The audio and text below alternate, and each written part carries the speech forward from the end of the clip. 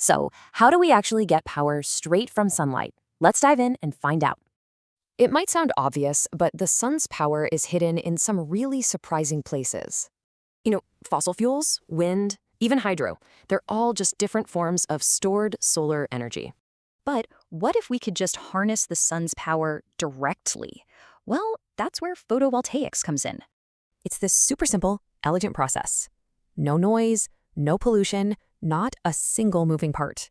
Okay, so how does it work? We've got to zoom way, way in, down to a single solar cell.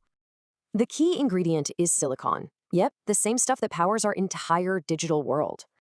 See, silicon is a special material called a semiconductor.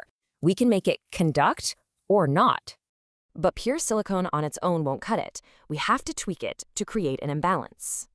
This is done by doping it. We create two layers, one with extra electrons, one that needs them. And where those two layers meet, boom, you get an electric field. Think of it like a one-way street.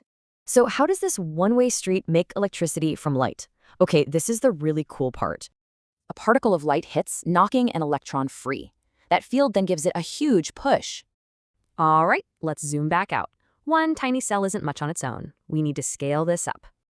So we wire a bunch of these cells together to form a module. This is what you'd call a solar panel. Then you connect those modules together to make an array. Big or small, it's the same idea. On Montague Island, one panel runs a lighthouse, and a bigger array powers the rest, totally off-grid. So if these simple panels can power a whole island sanctuary, what do you think is next?